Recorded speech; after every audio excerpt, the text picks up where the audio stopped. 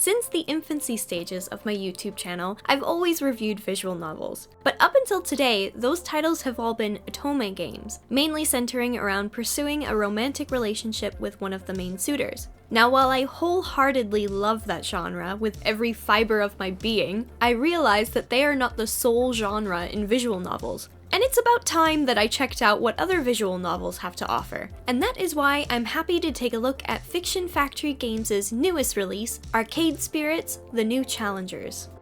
Arcade Spirits: The New Challengers takes place in the year 20... in an alternate timeline where arcades never went away. We play as the main character who is looking to become the next esports champion in the Fist of Discomfort 2 Pro Tour. To accomplish this, we, the main character, end up joining a team of players at their home base, a combination arcade, laundromat, and pizzeria named Good Clean Fun, and begin our journey making memories with our teammates and walking the path of victory. In Arcade Spirits: The New Challengers, you'll engage in arcade battles, defeat rivals, and build relationships with your teammates. Whether you want those relationships to be romantic or platonic, the choice will be yours. The first thing I immediately noticed playing this game is the range of customizations that had me pleasantly surprised. First off, with your avatar customization, you've got a range of different body types, hairstyles, every skin and hair color you could ever ask for, and you even get to pick your preferred pronouns. These little details made me appreciate the effort the developers made to make this game as inclusive as possible. I'm not going to lie, any game that gives me customization options automatically gets a 1-up in my book. I'm an absolute sucker for customization, and I'd be lying to you if I said this took me only a few minutes. I could spend an hour just determining whether my nose matches my hair color. Like, what does that even mean? Where's the correlation? So after about a half an hour, after you spend a speedy 5 minutes creating your character, you will be given the option on choosing how you would like the romance to progress in the story. You can make the choice to be heavy on the romance from the get-go, slow and steady, or choose none at all and focus on friendships. Not everyone is playing a visual novel for the romantic aspects, and it's great that they give you the option to opt out of this if you so wish.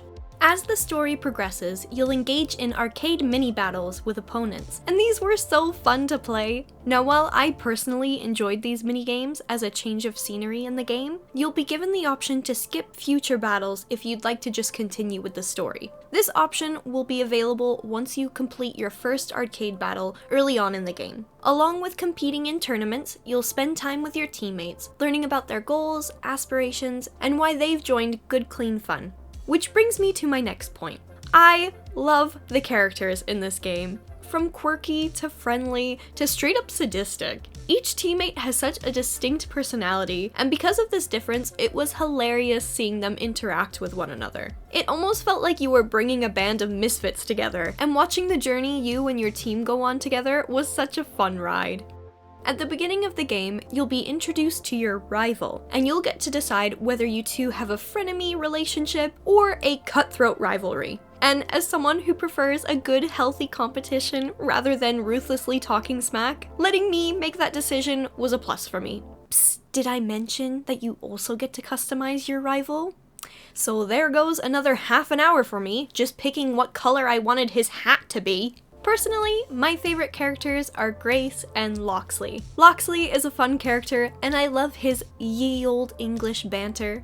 Grace reminds me of one of my real-life friends. She gives off a real mom vibe of the group, so I instantly clicked with her. Plus, her character design is my favorite in this game. Don't get me wrong, there's a charm in every teammate, although I do have to admit I tried to steer clear of Domino as much as I could. He scared the absolute hell out of me when he made this face. Early on in the game, you're introduced to your virtual assistant, Iris, who not only helps you find your teammates at Good Clean Fun, but keeps you updated on your personal stats during the game. Just like your typical visual novel, you'll be given multiple choice answers which will affect both your personality and your relationship with other characters. Your personality can be kindly, steady, quirky, gutsy, or flexibly. And at the end of each chapter, or level, Iris will update you with your personality stats and how your relationship is with each character. As you can see, for me, my personality was more kindly, and Grace and I were really hitting it off in level 1. Somehow, Domino was the next best, but I was trying to avoid the man like the plague, so I have no idea how that happened. I thought this was a really neat concept, and the stat system was really on brand with the arcade theme, giving the game a more immersive feeling. Speaking of immersive, the music to this game was one of the main highlights for me. It really gives you that retro game feeling, and that, paired with the game's artwork, really gave me the same feeling as when I was a little kid going to my local arcade. Sadly, the arcade's gone now, but playing this game instantly brought back those memories I had as a child.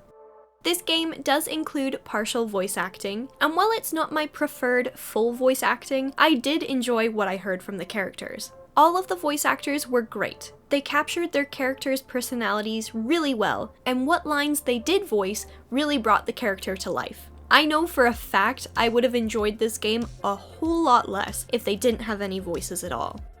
As for any issues I found in the game, I found close to none. I couldn't outright see any spelling errors, but I did have issues with my customization. When it came time to pick your name, you first have to pick a username, which of course I chose the name I used back on my PS3, Natalie. But as soon as I chose my first and last name, it just registered everything as my username. I even restarted the game over, and I ran into the same problem again. This might just be an issue with me, and this problem might even be fixed by the time of release, but I did think it was something worth bringing up. However, I will say I found it hilarious when introducing myself. I would always say, "My name's Natalie, but you can just call me Natalie."